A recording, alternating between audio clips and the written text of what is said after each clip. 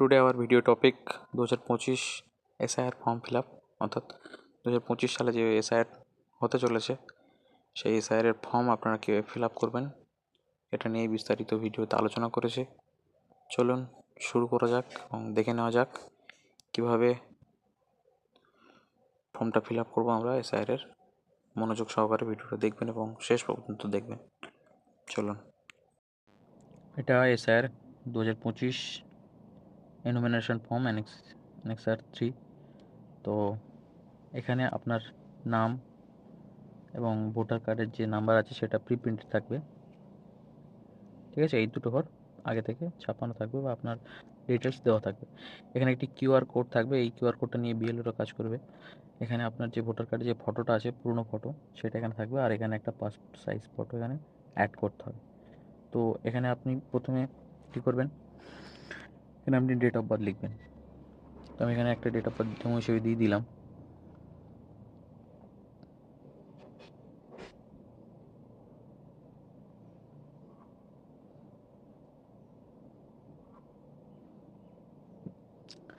এখানে আধার কার্ডের নাম্বার লিখবেন, যদিও এটা লেখার দরকার নেই, অপশনাল, তো আপনারা লিখে দেবেন। একটা নাম্বার লিখে দিচ্ছি এখানে। আধার কার্ডের যে 12টা নাম্বার আছে সেই 12টা নাম্বার আপনারা লিখে দেবেন। মোবাইল নম্বর, এখানে মোবাইল নম্বরটা লিখে দিলাম।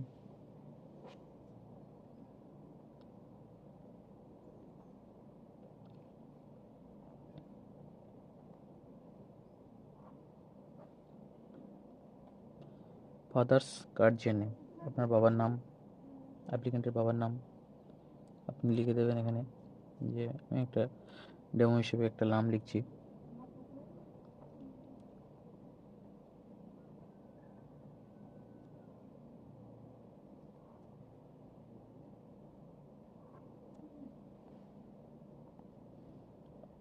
ফাদার গার্জিয়ান এপিক নম্বর, আপনারা গার্জিয়ানের যে এপিক নম্বরটা আছে সেটা এখানে পুট করবেন। বর্তমানে যে এপিক নম্বরটা আছে জেড দিয়ে থাকতে পারে, জেএমটি দিয়েও থাকতে পারে, 10টা সংখ্যার এপিক নম্বর।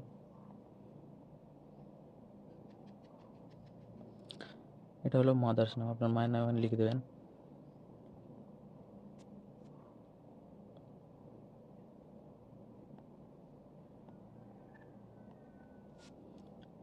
মায়ের ভোটার কার্ডের নাম্বার বসিয়ে দেবেন।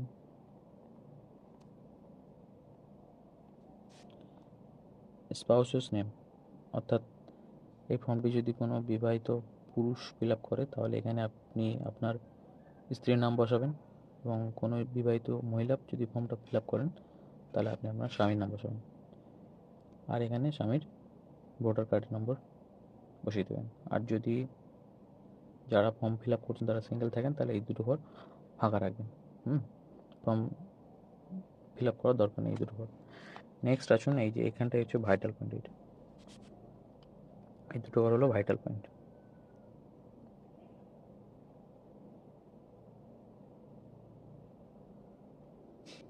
এখানটায় কি করবেন, যাদের 2002-এর ভোটার লিস্টে নাম আছে, যাদের 2002-এর ভোটার লিস্টে নাম আছে তারা শুধুমাত্র এই ঘরটা ফিল আপ করবেন, তাদের এই ঘর ফিল আপ করার দরকার নেই। ভালো করে শুনুন, যাদের 2002-এর ভোটার লিস্টে নাম আছে তারা এই ঘরটা ফিল আপ করবেন, আর যাদের 2002-এর ভোটার লিস্টে নাম নেই তারা এই ঘরটা ফিল আপ করবেন।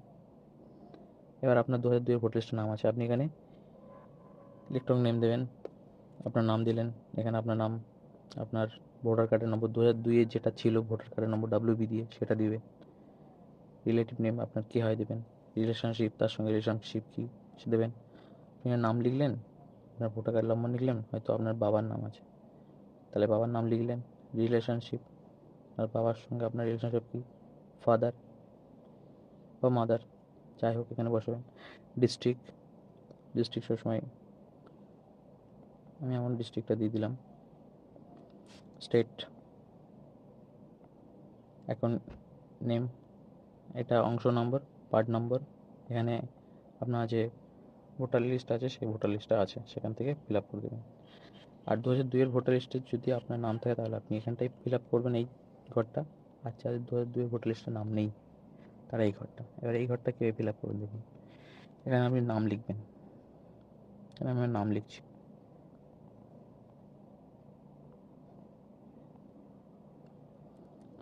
আমার ভোটার কার্ডের নম্বর যেটা আছে আমি দিলাম এখানে।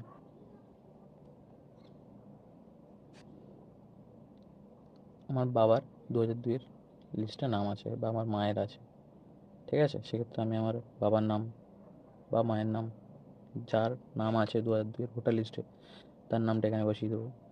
রিলেশনশিপ, তার সঙ্গে আমার সম্পর্কটা কী, বাবা হয়ে থাকলে এখানে ফাদার, মা হয়ে থাকলে এখানে মাদার লিখে দেবেন। ডিস্ট্রিক্ট, স্টেট, এখানে সেম অংশ number, part number, booth number ও পার্ট নাম্বার এখানে লিখে দেবেন, ঠিক আছে? যা বললাম। নিচে এসে দিকে আপনি এখানে একটা সাইন করবেন, এই সিগনেচার লেফট থাম্ব প্রেস। আপনি যদি সাইন না করতে পারেন তাহলে বুড়ো আঙুলের তাপ দেবেন, এখানে একটা সিগনেচার করবেন। সিগনেচার বলতে শর্ট সিগনেচার এরকম কিন্তু না, ফুললি সিগনেচার করবেন। এখানে বিএলও সাইন করবে, বিএলও সাইন করার পর আপনাকে একটা কপি দিয়ে যাবে এবং তাদের কাছে একটা কপি থাকবে। আবারও বলছি, শুধু দেখে নিন, এরকম টাইপের ফর্ম, এই ফর্মটা আপনাদের বাড়িতে দেওয়া হবে। এখানে শুধু ব্ল্যাঙ্ক আছে, এটা ডেমো ফর্ম। এখানে প্রত্যেকের নাম, অ্যাড্রেস এবং এপিক নাম্বার দেওয়া থাকবে। এখানে সিরিয়াল নম্বর, পার্ট নম্বর দেওয়া থাকবে। এখান থেকে যেগুলো দেওয়া আছে পার্ট নম্বর, এসি নম্বর, এখানে সেগুলো লেখা থাকবে। এখানে কিউআর কোড দেওয়া থাকবে, যেটা দিয়ে বিএলওরা কাজ করবে। একটা ফটো আপনার আগে থেকেই করা থাকবে, ঠিক আছে? আপনার ভোটার কার্ডে যেটা আছে সেটা দেওয়া থাকবে। এখানে আপনি একটা নিউ কারেন্ট সাইজের ফটো দিয়ে দেবেন। ডেট অফ বার্থ আপনি বসালেন, আধার নম্বর দেবেন, মোবাইল নম্বর, বাবার নাম, বাবার ভোটার কার্ডের নম্বর, মায়ের নাম, মায়ের ভোটার কার্ড নম্বর। তারপর আমি বললাম যে যদি বিবাহিত পুরুষ ফিল আপ করেন তাহলে তার স্ত্রীর নাম, এবং স্ত্রী ফিল আপ করলে তার স্বামীর নাম এবং তার ভোটার কার্ডের নম্বরটা এখানে দিয়ে দেবেন। এটা হলো যাদের 2002-এর ভোটার লিস্টে নাম আছে, তারাই শুধুমাত্র এই ঘরটা ফিল আপ করবেন, এটা করবেন না। আর যাদের 2002-এ ভোটার লিস্টের নাম নেই, তারা এই ঘরটা ফিল আপ করবেন। আপনার জন্ম 2002-এর পরে, আপনার বাবা মায়ের নাম আছে 2002-এর ভোটার লিস্টে, তারা এই ঘরটা ফিল আপ করবেন।